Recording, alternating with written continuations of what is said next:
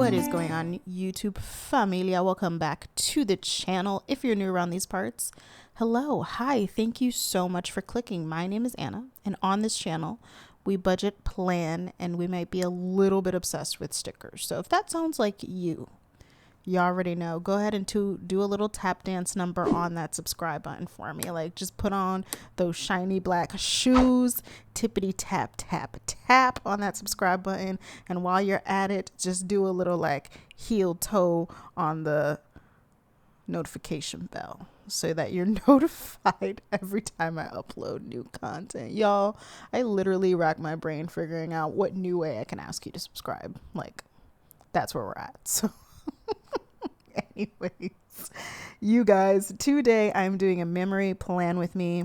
I said that's so strange. Today I'm doing a memory plan with me for the week of May 10th through the 16th. And I'm using this very romantic Netflix and chill kit from Scribble Prints Co. because May 13th was my 6-year anniversary with my boyfriend, which just sounds insane to say out loud. I can't believe that we've been together that long, but we have. So I thought it would be fun to use this kit. It's so our vibe. It's Netflix and chill. So it's like sweatpants, takeout, and time together. And that's totally our vibe. We did end up going out to dinner, but otherwise, like, most of the week was very chill. We don't really do any like big gifts or anything. It was very low key, so, which is cool with me. That's our vibe. So really quick, just some of the foil elements that I pulled in were from Scribble Prints Co.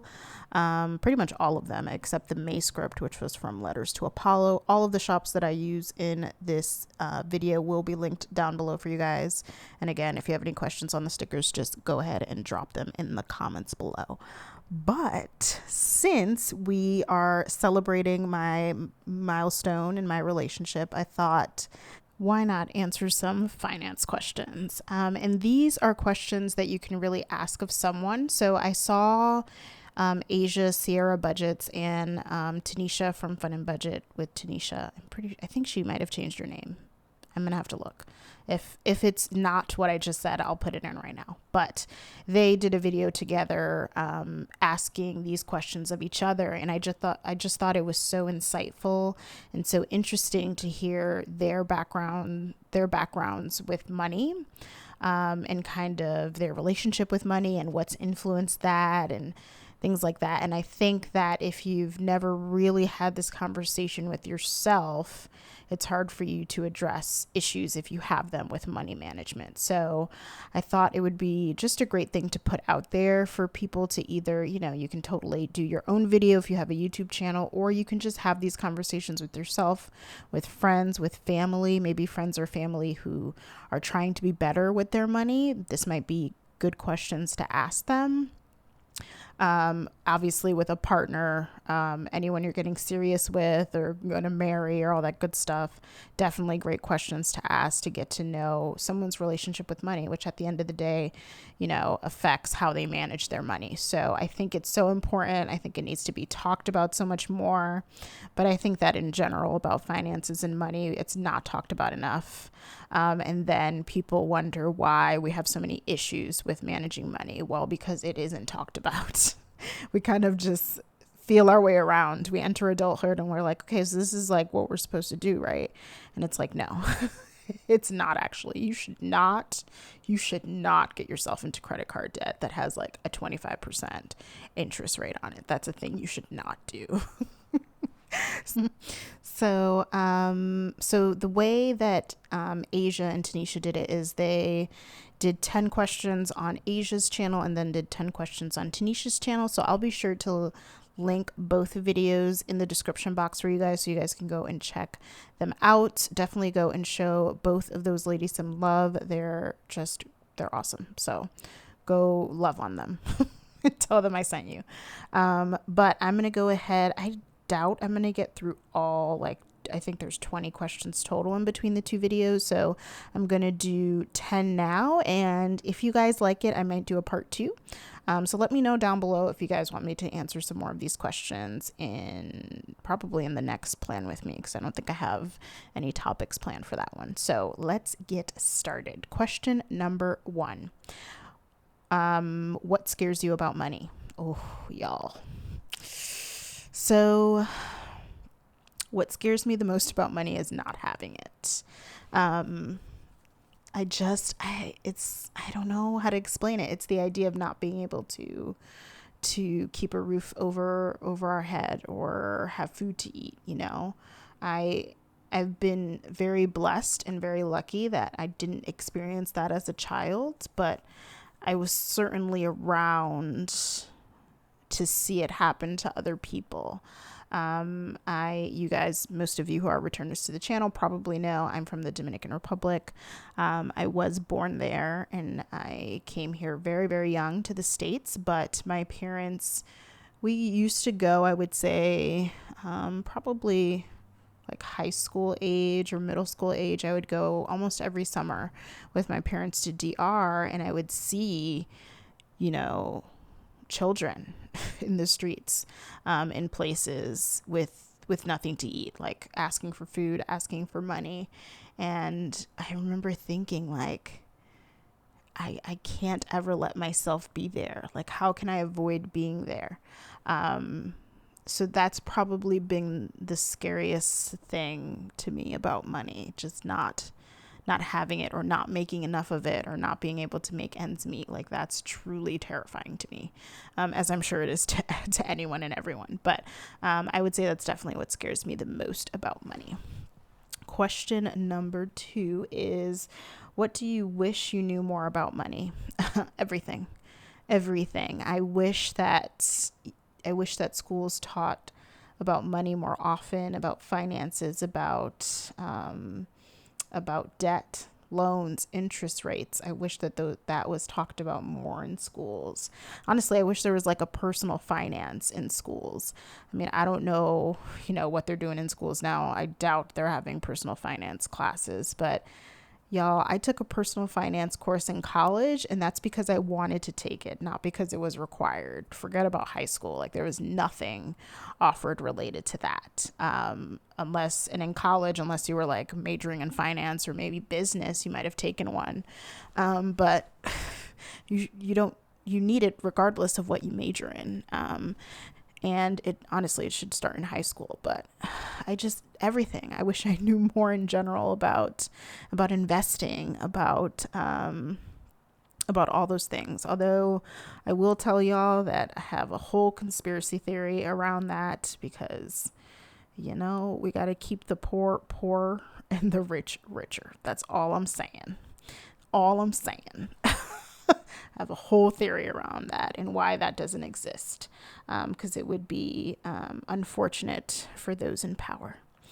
But anyways, that's another video. We're going to move on to question number 3. What would it take for you to be more happy about money? I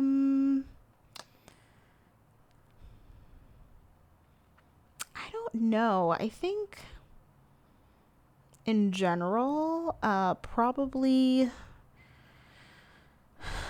building my own source of income or my own employment. And I mean, basically like working for myself, finding a way to, whether it's through a small business or through YouTube or through whatever means, being able to earn income without having to work for someone directly sounds amazing. And I say that, because I just feel like nowadays the way employers exploit employees in many places, and I won't say that that's necessarily the case where I work, but in most places that's what you see happening, right? Like, how many times you either have heard this or you are this person, but the amount of times that I've heard people say, so-and-so quit or so-and-so got laid off and I'm doing their job and my job and not getting paid more money. Like, that is probably what I hear the most from people in my inner circle and outside of it. And I just feel like employees just don't have a leg to stand on for the most part. And it's basically what employers want and how they want it, because we like to eat and keep a roof over our head. That's my that's my general theory on that. So I think what would make me more happy is having more control in how I earn my money, if that makes sense. I'm not sure if that makes sense. Okay. Next question. What does having money mean to you? It means security. At the end of the day, it means security. It means securing, the life I live right now, and securing a future for myself. When you think about either investments or retirement or whatever have you, it means security. It means freedom. Right? Like, so many of us, and I include myself in that, stay at a job sometimes that we know is not good. It's either a toxic environment, they don't value us, or they don't pay us what we're worth, or whatever the situation may be, and we stay because we feel like, what's the alternative, right? Especially during the era of the panorama, where it's like, where am I going to go? Who is hiring at this point in time, in a lot of places. And I think that that security of having that, and that freedom of being able to say, no, this is not for me. We talk so much about having emergency funds, which I would consider an emergency fund if I ever had a time in my life where I wasn't working. Like, that's basically what I'm trying to hoard that money for, or save that money for. Because there's a certain freedom in, if this job isn't treating you right, and your mental health is struggling because of it, and we all either have been in or know people in that situation, do you have the flexibility to say, I can job search for a few months and be okay? Or are you, living paycheck to paycheck like so many people are, and really don't have that freedom to say that? So I would say it means security, and it means freedom to me. Next question. What are you comfortable telling me about your money? Oh, I don't know. I mean, you guys see my entire budget. Like, the only thing you guys don't know is how, like, I don't list my income in my budgets. But otherwise, you guys see my whole budget. So I feel like there's nothing really I could tell you that you don't already know about my budget, to be honest. So I don't know about that one. I think you guys know everything except my income. There's a second part to that question. Any debts that are important to know? Oh, yes. If you're asking someone this question, yes, that is good to ask. You guys know about my debts, though. I have my car loan. That's the only thing I have left to pay. But yes, I totally forgot that this were questions that you can ask someone else. Anyway, number 6, what are you working towards? What dreams do you have? Like 1 year, 5 year, 10 year? Y'all, I hate, that 5 year, what are your 5 year goals, or your 5 year plan, or whatever the hell that interview question is. I hate this question. I hate this question so much. Like, sis, like, I don't even know what I'm doing next week. Okay. Like, next week is a mystery to me. Like, it's got question marks. Okay. I'm kidding. I do hate this interview question, though. As far as money goes, I want to obviously pay off my car loan.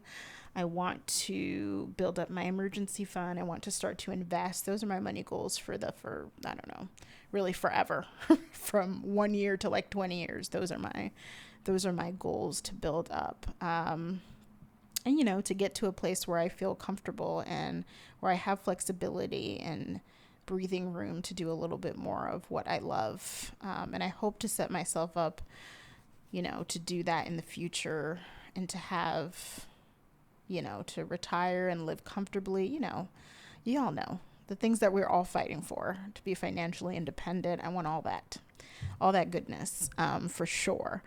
I don't know, how long that's going to take to build. It does take time. That definitely doesn't happen overnight, but that's what I'd love, for sure.